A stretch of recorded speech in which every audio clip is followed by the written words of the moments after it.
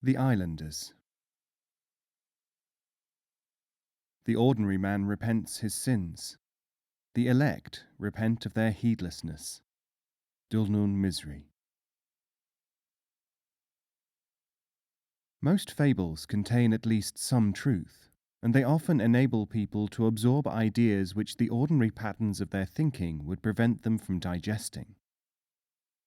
Fables have therefore been used, not least by the Sufi teachers, to present a picture of life more in harmony with their feelings than is possible by means of intellectual exercises. Here is a Sufic fable about the human situation, summarized and adapted, as must always be, suitably to the time in which it is presented. Ordinary entertainment fables are considered by Sufi authors to be a degenerated or inferior form of art. Once upon a time, there lived an ideal community in a far-off land. Its members had no fears as we now know them. Instead of uncertainty and vacillation, they had purposefulness and a fuller means of expressing themselves. Although there were none of the stresses and tensions which mankind now considers essential to its progress, their lives were richer because other, better elements replaced these things. Theirs, therefore, was a slightly different mode of existence. We could almost say that our present perceptions are a crude, makeshift version of the real ones which this community possessed. They had real lives, not semi-lives. We can call them the LR people.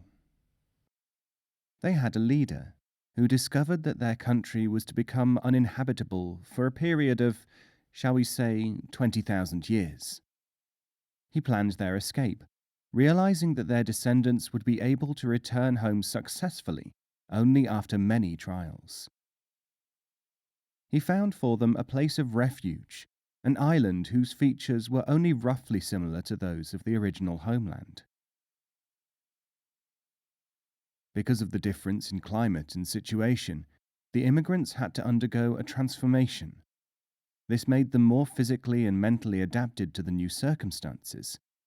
Coarse perceptions, for instance, were substituted for finer ones, as when the hand of the manual labourer becomes toughened in response to the needs of his calling. In order to reduce the pain which a comparison between the old and new states would bring, they were made to forget the past almost entirely. Only the most shadowy recollection of it remained, yet it was sufficient to be awakened when the time came. The system was very complicated, but well arranged. The organs by means of which the people survived on the island were also made the organs of enjoyment, physical and mental. The organs which were really constructive in the old homeland were placed in a special form of abeyance and linked with the shadowy memory in preparation for its eventual activation. Slowly and painfully the immigrants settled down, adjusting themselves to the local conditions. The resources of the island were such that, coupled with effort and a certain form of guidance, people would be able to escape to a further island on their way back to their original home. This was the first of a succession of islands upon which gradual acclimatization took place. The responsibility of this evolution was vested in those individuals who could sustain it. These were necessarily only a few, because for the mass of the people, the effort of keeping both sets of knowledge in their consciousness was virtually impossible. One of them seemed to conflict with the other one. Certain specialists guarded the special science. This secret, the method of effecting the transition, was nothing more or less than the knowledge of maritime skills and their application. The escape needed an instructor, raw materials, people, effort, and understanding. Given these, people could learn to swim, and also to build ships. The people who were originally in charge of the escape operations made it clear to everyone that a certain preparation was necessary before anyone could learn to swim, or even take part in building a ship, For a time, the process continued satisfactorily. Then a man who had been found, for the time being, lacking in the necessary qualities, rebelled against this order and managed to develop a masterly idea. He had observed that the effort to escape placed a heavy and often seemingly unwelcome burden upon the people. At the same time, they were disposed to believe things which they were told about the escape operation. He realized that he could acquire power and also revenge himself upon those who had undervalued him, as he thought, by a simple exploitation of these two sets of facts. He would merely offer to take away the burden by affirming that there was no burden. He made this announcement: "There is no need for man to integrate his mind and train it in the way which has been described to you. The human mind is already a stable and continuous, consistent thing. You have been told that you have to become a craftsman in order to build a ship. I say, not only do you not need to be a craftsman, you do not need a ship at all. An islander needs only to observe a few simple rules to survive and remain integrated into society. By the exercise of common sense, born into everyone, he can attain anything upon this island, our home, the common property and heritage of all." The tonguester, having gained a great deal of interest among the people, now proved his message by saying, "If there is any reality in ships and swimming, show us ships which have made the journey and swimmers who have come back." This was a challenge to the instructors which they could not meet. It was based upon an assumption of which the bemused herd could not now see the fallacy. You see, ships never returned from the other land. Swimmers, when they did come back, had undergone a fresh adaptation which made them invisible to the crowd. The mob pressed for demonstrative proof. "Shipbuilding," said the escapers, in an attempt to reason with the revolt, "is an art and a craft. The learning and the exercise of this law depends upon special techniques. These together make up a total activity, which cannot be examined piecemeal as you demand. This activity has an impalpable element called baraka, from which the word bark, a ship, is derived. This word means the subtlety, and it cannot be shown to you." "Art, craft, total baraka nonsense!" shouted the revolutionaries. And so they hanged as many shipbuilding craftsmen as they could find. The new gospel was welcomed on all sides as one of liberation. Man had discovered that he was already mature. He felt, for the time at least, as if he had been released from responsibility. Most other ways of thinking were soon swamped by the simplicity and comfort of the revolutionary concept. Soon it was considered to be a basic fact which had never been challenged by any rational person. Rational, of course, meant anyone who harmonized with the general theory itself, upon which society was now based. Ideas which opposed the new one were easily called irrational. Anything irrational was bad. Thereafter, even if he had doubts, the individual had to suppress them or divert them, because he must at all costs be thought rational. It was not very difficult to be rational. One had only to adhere to the values of society. Further evidence of the truth of rationality abounded, providing that one did not think beyond the life of the island.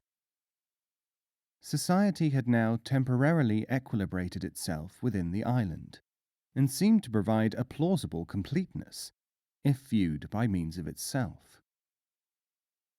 It was based upon reason plus emotion, making both seem plausible.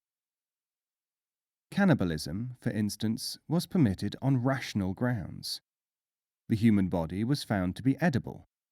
Edibility was a characteristic of food, Therefore, the human body was food. In order to compensate for the shortcomings of this reasoning, a makeshift was arranged. Cannibalism was controlled in the interests of society. Compromise was the trademark of temporary balance. Every now and again, someone pointed out a new compromise, and the struggle between reason, ambition, and community produced some fresh social norm. Since the skills of boat building had no obvious application within this society, the effort could easily be considered absurd. Boats were not needed. There was nowhere to go. The consequences of certain assumptions can be made to prove those assumptions. This is what is called pseudo-certainty, the substitute for real certainty. It is what we deal in every day, when we assume that we will live another day. But our islanders applied it to everything. 2 entries in the great Island Universal Encyclopedia show us how the process worked. Distilling their wisdom from the only mental nutrition available to them, the island's savants produced, in all honesty, this kind of truth. Ship, displeasing. An imaginary vehicle in which impostors and deceivers have claimed it possible to cross the water, now scientifically established as an absurdity. No materials impermeable to water are known on the island from which such a ship might be constructed, quite apart from the question of there being a destination beyond the island. Preaching shipbuilding is a major crime under Law 17 of the Penal Code, subsection J, the protection of the credulous. Shipbuilding mania is an extreme form of mental escapism, a symptom of maladjustment. All citizens are under a constitutional obligation to notify the health authorities if they suspect the existence of this tragic condition in any individual.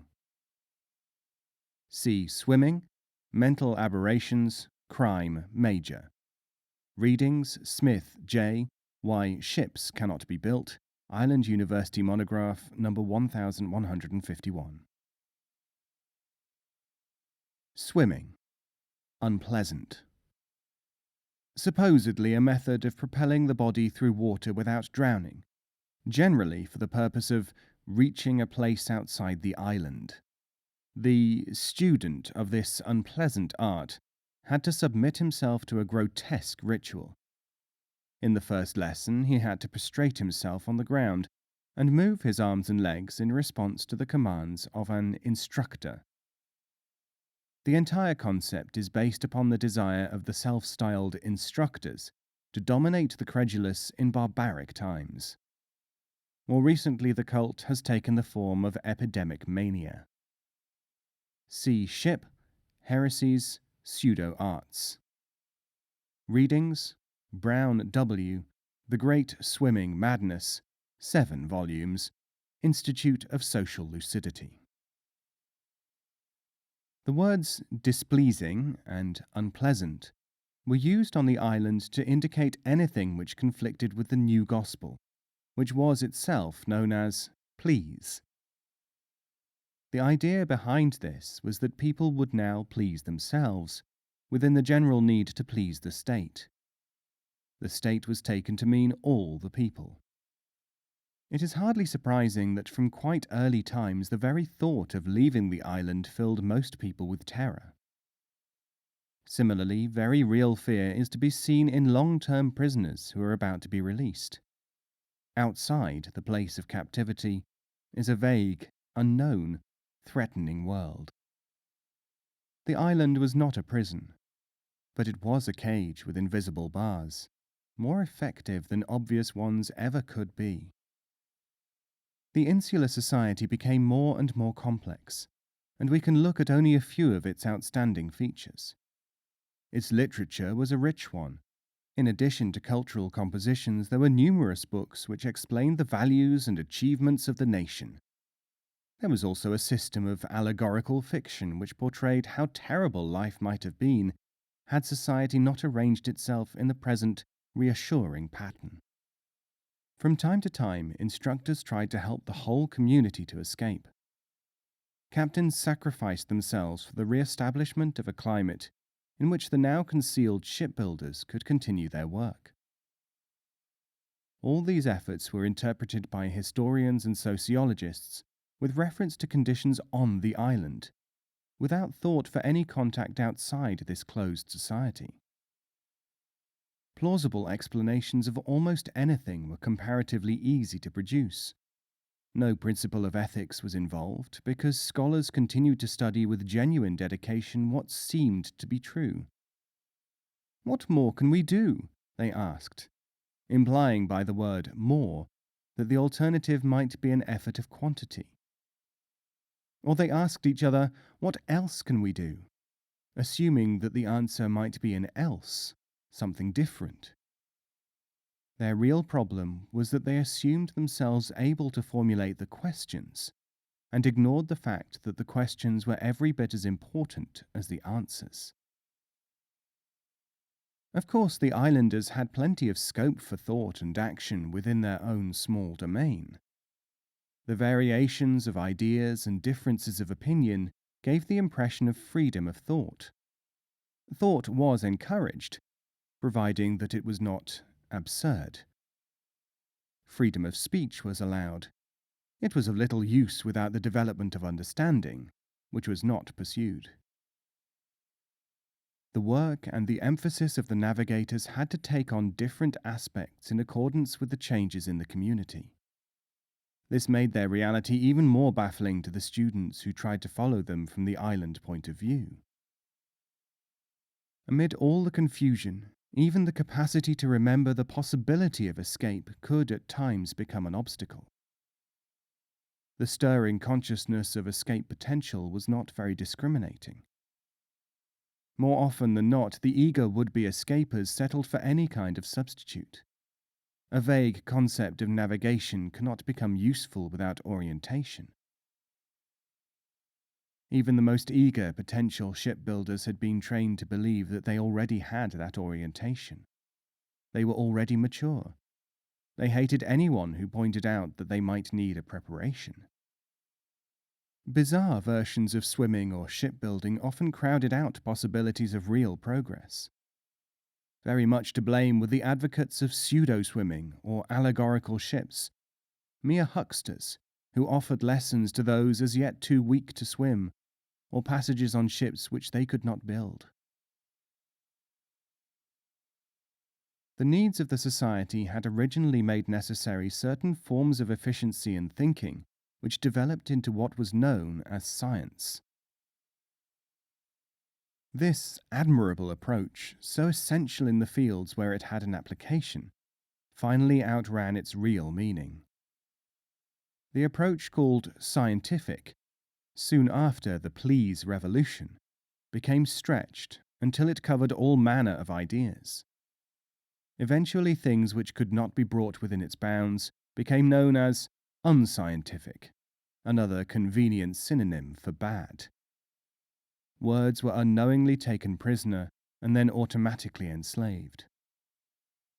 In the absence of a suitable attitude, like people who, thrown upon their own resources in a waiting room, feverishly read magazines, the islanders absorbed themselves in finding substitutes for the fulfillment which was the original, and indeed the final, purpose of this community's exile. Some were able to divert their attention more or less successfully into mainly emotional commitments. There were different ranges of emotion, but no adequate scale for measuring them. All emotion was considered to be deep or profound, at any rate more profound than non-emotion. Emotion, which was seen to move people to the most extreme physical and mental acts known, was automatically termed deep. The majority of people set themselves targets, or allowed others to set them for them. They might pursue one cult after another, or money, or social prominence. Some worshipped some things and felt themselves superior to all the rest. Some, by repudiating what they thought worship was, thought that they had no idols, and could therefore safely sneer at all the rest. As the centuries passed, the island was littered with the debris of these cults. Worse than ordinary debris, it was self-perpetuating. Well-meaning and other people combined the cults and recombined them, and they spread anew. For the amateur and intellectual, this constituted a mine of academic or initiatory material, giving a comforting sense of variety. Magnificent facilities for the indulging of limited satisfactions proliferated. Palaces and monuments, museums and universities, institutes of learning, theatres and sports stadiums almost filled the island. The people naturally prided themselves on these endowments, many of which they considered to be linked in the general way with ultimate truth, though exactly how this was so escaped almost all of them. Shipbuilding was connected with some dimensions of this activity, but in a way unknown to almost everyone. Clandestinely, the ships raised their sails. The swimmers continued to teach swimming. The conditions on the island did not entirely fill these dedicated people with dismay. After all, they too had originated in the very same community and had indissoluble bonds with it and with its destiny. But they very often had to preserve themselves from the attentions of their fellow citizens. Some normal islanders tried to save them from themselves.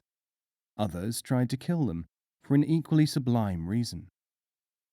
Some even sought their help eagerly, but could not find them. All these reactions to the existence of the swimmers were the result of the same cause, filtered through different kinds of minds. This cause was that hardly anyone now knew what a swimmer really was, what he was doing, or where he could be found. As the life of the island became more and more civilized, a strange but logical industry grew up. It was devoted to ascribing doubts to the validity of the system under which society lived. It succeeded in absorbing doubts about social values by laughing at them or satirizing them. The activity could wear a sad or happy face, but it really became a repetitious ritual. A potentially valuable industry, it was often prevented from exercising its really creative function. People felt that having allowed their doubts to have temporary expression, they would in some way assuage them, exercise them, almost propitiate them. Satire passed for meaningful allegory. Allegory was accepted but not digested. Plays, books, films, poems, lampoons were the usual media for this development, though there was a strong section of it in more academic fields. For many islanders it seemed more emancipated, more modern or progressive to follow this cult rather than older ones. Here and there, a candidate still presented himself to a swimming instructor to make his bargain. Usually what amounted to a stereotyped conversation took place. "I want to learn to swim. Do you want to make a bargain about it?" "No, I only have to take my ton of cabbage." "What cabbage?" "The food which I will need on the other island." "There is better food there." "I don't know what you mean. I cannot be sure. I must take my cabbage." "You cannot swim, for one thing, with a ton of cabbage." "Then I cannot go. You call it a load, I call it my essential nutrition." Suppose, as an allegory, we say not cabbage, but assumptions or destructive ideas. "I'm going to take my cabbage to some instructor who understands my needs." This book is about some of the swimmers and builders of ships, and also about some of the others who tried to follow them with more or less success. The fable is not ended, because there are still people on the island. The Sufis use various ciphers to convey their meaning. Rearrange the name of the original community, LR, to spell real. Perhaps you had already noticed that the name adopted by the revolutionaries, please, rearranges to form the word asleep.